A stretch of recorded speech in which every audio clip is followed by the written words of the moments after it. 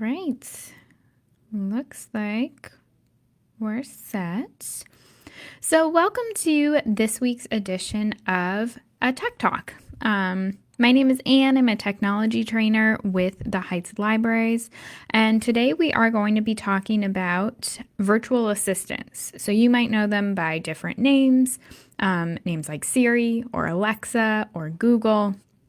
But we'll talk about what they are today, where you can access them, what devices you can use them on, what you can actually use them for, and some caveats on safety and security with them as well.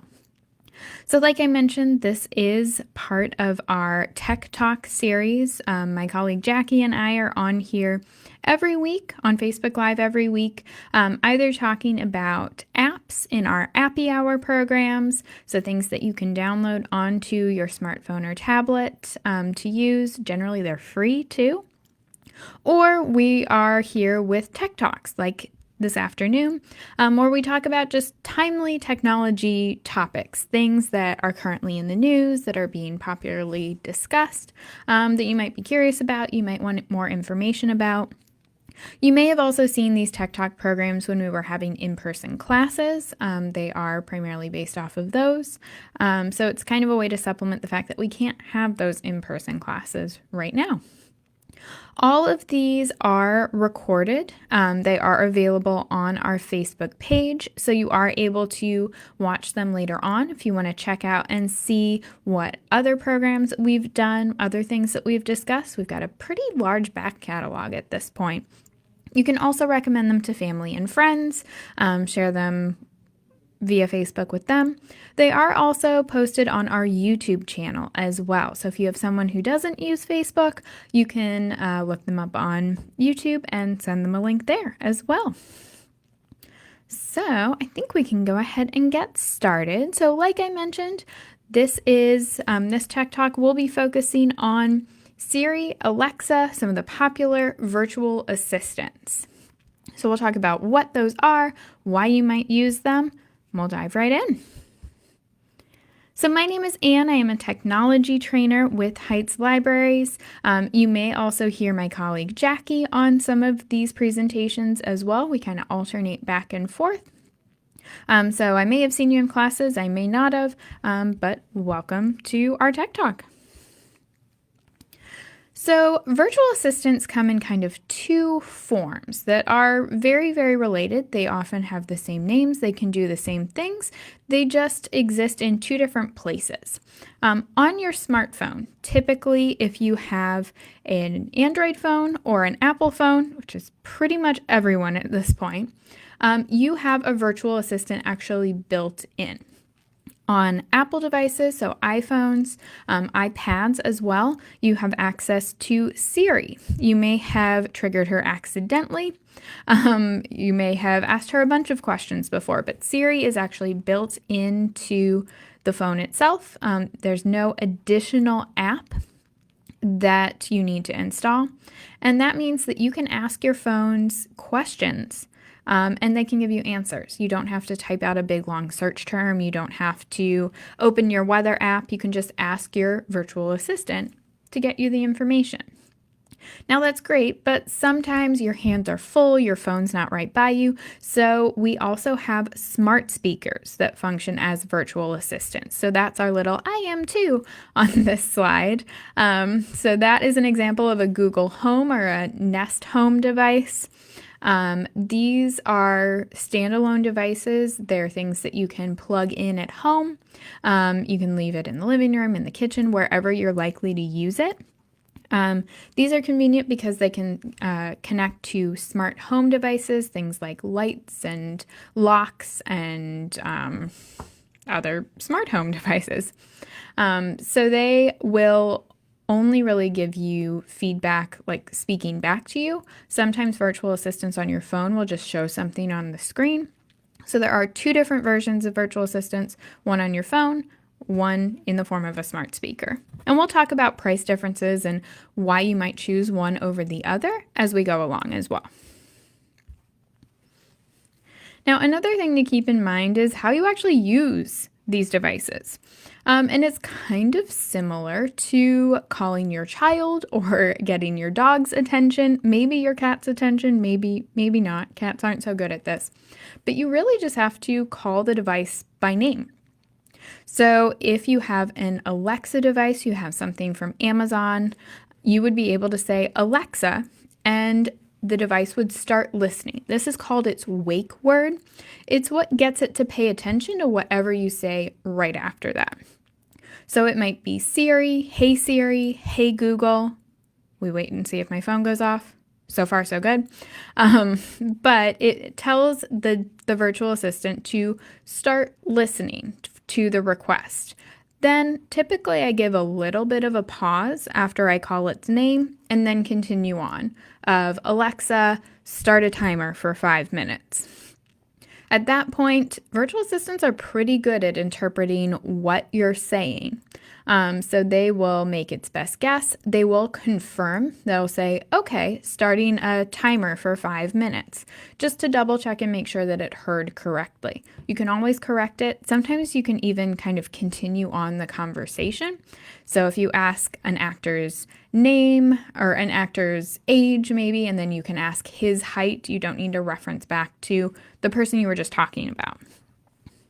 These devices do all require an internet connection as well. So on your smartphone, it can rely on your data connection. So you might pay for a certain amount of data each month. The smartphone virtual assistant will use that to connect to the internet to answer your questions, because it's really finding answers to what you're asking for on the internet or with the apps that are actually on your phone or kind of included in the smart speaker. The smart speakers do need to be connected to Wi-Fi, so if you don't have Wi-Fi at home, it's not going to do a whole lot. It won't even necessarily be able to be set up. Now, there are actually 5 main sort of mainstream virtual assistants out there, and these are all of their logos. Starting at the very top, our first one to the left, we have Siri. So Siri, as we mentioned, is available on iPhones and iPads. It's also built into Mac computers now too. So you can actually talk to your computer or talk to your phone or tablet and get responses. Siri was one of the original virtual assistants. She's been around for a long time. And she, of course, works really, really well with Apple products then. Even the Apple TV or Apple smart speakers called HomePods, they integrate really well with Apple things, Apple TV Plus, etc. So if you're a big Apple user, Siri might be the way to go because she already exists on your phone. Our middle option in the top row is Google Assistant. So if you have an Android device, this is available to you. Google Assistant can be installed as a separate app as well, so you can kind of use it on iOS devices too. This doesn't have a fancy name like some of our other options. It's just, hey Google, and it will connect obviously really well to Google devices. Or Google products. It can open up things in Drive. It can play things on YouTube. So things that come from Google play really, really well with it. If you have an Android phone, if you use a lot of Google products, it's probably a good option for you. Our last one in the top row is Alexa. So this comes from Amazon. It's also known as Echoes, but everyone pretty much calls them Alexas at this point. So this is kind of exists outside our way that smartphones and tablets are set up, where it's either an Apple device or an Android device. Alexa devices are pretty much all smart speakers, but it has a lot of other integration. There's a microwave that has Alexa built into it, so you can set the amount of time you want to microwave something with your voice. There are devices you can plug into your car, so you can talk to Alexa when you're driving as well, kind of a hands-free option. So Alexa devices have become very, very popular. You can use them to shop on Amazon as well, and it does require an Amazon account in order to actually set them up. If you have a Windows 10 device, if you have a computer that's running Windows 10, you actually already have access to a virtual assistant. So that is Cortana. That is our bottom row, the little blue rings. Cortana lives in your taskbar, typically down at the very bottom. You don't necessarily have to talk to her. You can also just type in searches as well. But you can actually speak a question to her, ask for movie times, although that's less relevant at this point, ask about the weather, and she can respond back. If you've started a new or purchased a new laptop and started installing things, you may have had her actually speak at you as you're doing that setup process. And our final option, this kind of abstract B, is from Samsung. Now, Samsung devices are Android devices. They run on the Android operating system, but Samsung typically adds some unique spins to them, and that includes their Bixby virtual assistant. There's also a Bixby smart speaker that's available as well. So if you're really, really invested in Samsung devices, you have Samsung TVs, etc. Bixby works really, really well. Generally, the rule of thumb with technology is you match company to company. So if you use Apple products a lot, Siri is going to be your best bet because Siri is going to play nice with all of that. If you try and use a Google product, it may not play quite as well. Now, what are some things that you can actually ask your virtual assistant? You can ask it about the weather. Maybe you don't want to have to root around in your phone to open your weather app. You could ask a smart speaker what the weather's supposed to be like, or specific questions like, do I need an umbrella today? So they are able to actually parse through that, say, okay, umbrella, that means, is it going to rain? Look at the weather report and tell you whether you do or not within a matter of a couple of seconds. You can also use smart speakers or virtual assistants on your phone to listen to podcasts, listen to music, listen to audiobooks as well, even ones that you've checked out from the library. You can check out sports scores, breaking news, all through your smart speaker or virtual assistants. You can set up lists as well. With Alexa devices, specifically, it will connect to a list in the Alexa app on your phone. Same is true with Google. It can connect to a specific note-taking app on your phone. So you can shout out the ingredients that you need to pick up from the grocery store at your phone or at a smart speaker, and then open up your phone in the store and see all of those things that you've listed. You can also use virtual assistants to set timers and alarms. I use this a lot when I'm cooking. So I will ask my virtual assistant on my phone to set a timer for 8 minutes while I'm cooking pasta because that's a good reminder for me of, oh, I need to double check on things, I need to drain things, I need to move on to this next step. It's also really convenient if you need to set a timer but your hands are full or your hands are dirty, you need to wash them before you can interact with your phone. Having that hands-free option to just speak to your virtual assistant makes it a lot easier.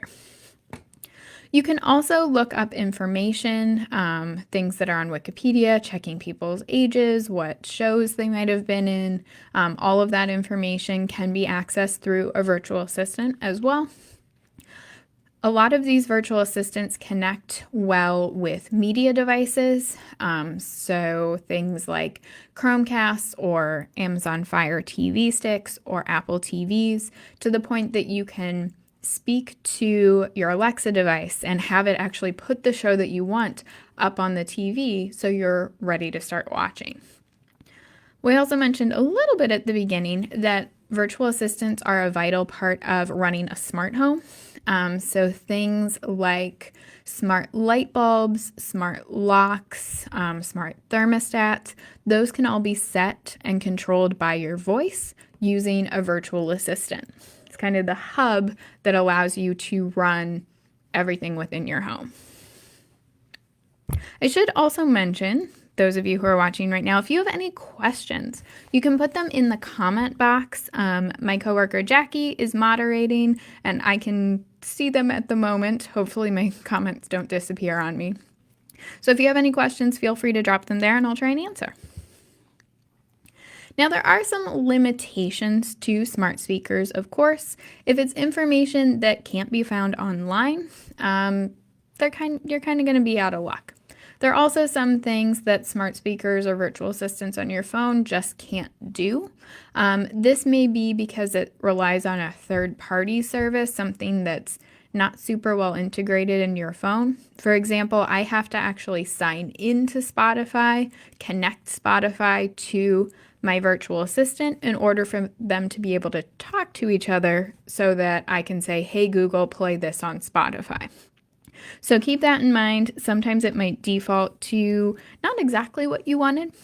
And there are some limitations in terms of emergency calls, calling 911, depending on the device you're using, it may or may not have that availability. So that's important to keep in mind if you're getting a virtual assistant or a smart speaker for especially older loved ones who, it's convenient to be able to call out if they're injured or something goes wrong to a smart speaker rather than trying to reach a phone.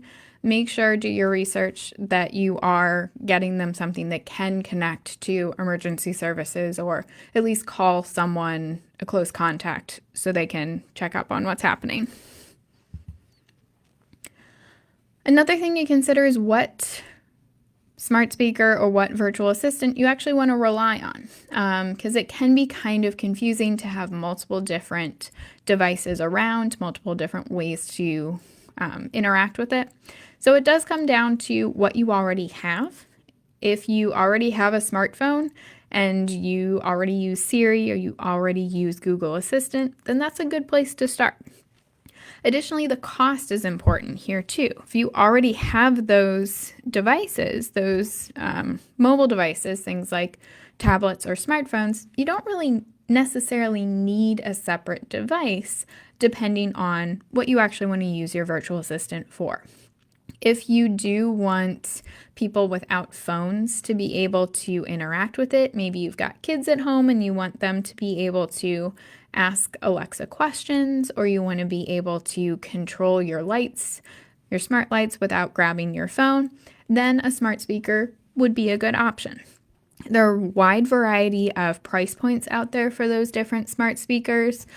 Typically, kind of the cheapest version for Apple and Google and Alexa all start at about $50, $40 to $50. You can often find them on sales, especially now as we're heading into holiday sales. But that can be a good place to start.